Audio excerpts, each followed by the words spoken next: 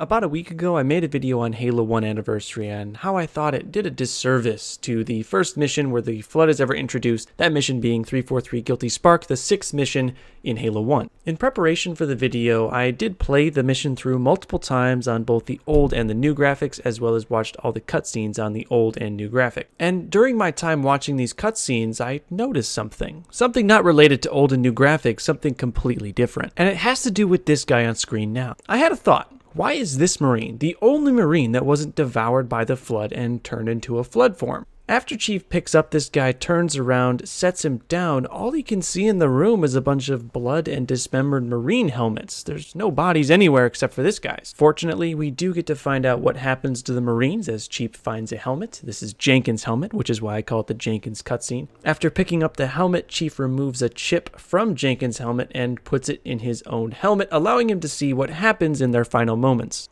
We figure out that his name is Mendoza because Sergeant Johnson orders him by that name. Mendoza, move it up!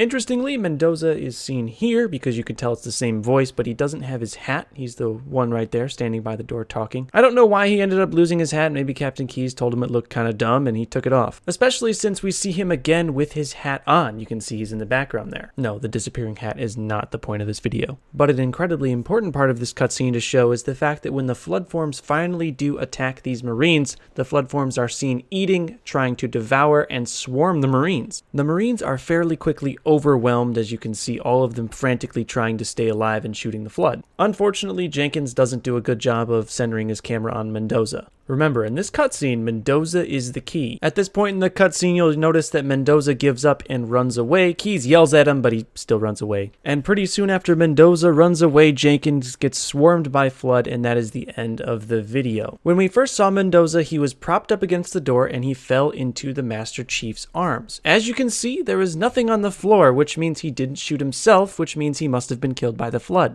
My question is, why didn't the Flood transform his body into a Flood form? Everyone else, excluding Johnson, but I guess Johnson survived the Halo ring being destroyed, so I guess he doesn't really count. Everyone else got turned into a Flood form, at least that's what we can assume because we don't have their bodies here. So why wasn't Mendoza's body transformed into a Flood form? That is my question. My theory is that Mendoza is immune to the Flood infection. Here's a clip from Halo 3 where an ODST is transformed into a Flood form very quickly. With this sort of speed, it would be very easy for just a single Flood form to transform Mendoza into another part of the Horde. So if the Flood can easily transform human bodies and they have an able-bodied Marine in front of them, why wouldn't they devour Mendoza? The Flood obviously had no problem killing Mendoza, but maybe due to something in Mendoza's blood or his genetic makeup, they weren't able to assimilate him into the Horde. The Flood is a type of parasite, and unfortunately for humans, parasites are pretty difficult to develop immunity to. This is due to the fact that parasites are made up of eukaryotic cells, which are much like our own cells. They are much different from viruses or bacteria, which are much simpler organisms. For this reason, immunity to parasites is very rare and oftentimes only happens when you live in a part of the world where that parasite is endemic, meaning it lives there normally. So it's pretty unlikely that the Flood, being something that humans have never been in contact before,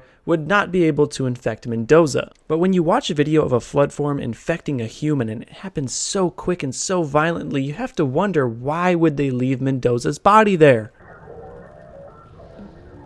Which is weird, right?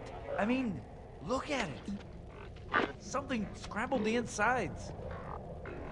What's that? Plasma scoring?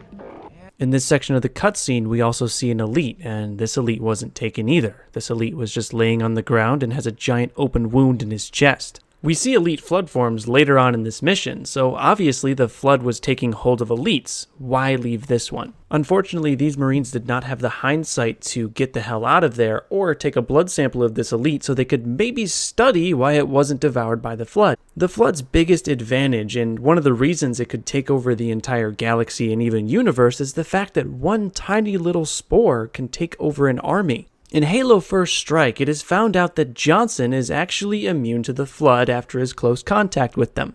This would definitely prove in the lore that someone can be immune to the Flood, and if we see that this elite and Mendoza were both killed but not assimilated, we could also prove that they are immune.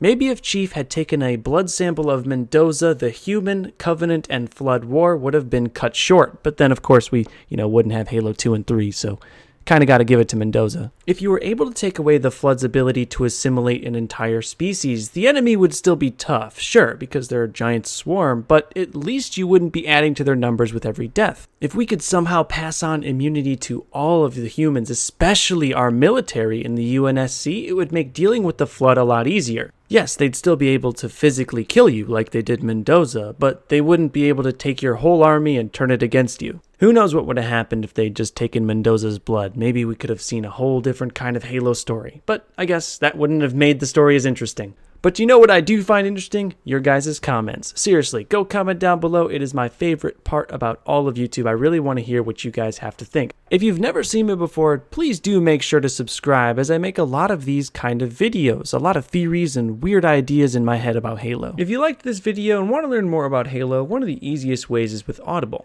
Audible is a service from Amazon that offers a massive amount of audiobooks to its subscribers, and Audible is currently offering a 30-day audiobook service. You'll get access to 2 free audiobooks, and yes, all of the Halo novels are on audiobook and available right now. I personally like listening to these audiobooks while online playing some Halo, and of course you can cancel anytime. If you're interested in learning all about the Fall of Reach or a resident expert on what the ladies like, go down to the link in the description and to sign up for your absolutely free 30-day trial of Audible. And if this offer didn't already sound like the most notable thing you've ever heard, the 2 books you get with the trial are yours to keep forever, even if you cancel. So click on that link down in the video description to get your 2 free audiobooks with Audible completely risk-free. And as always, thank you for watching. Please stay notable, and I'll see you in the next video. Bye-bye.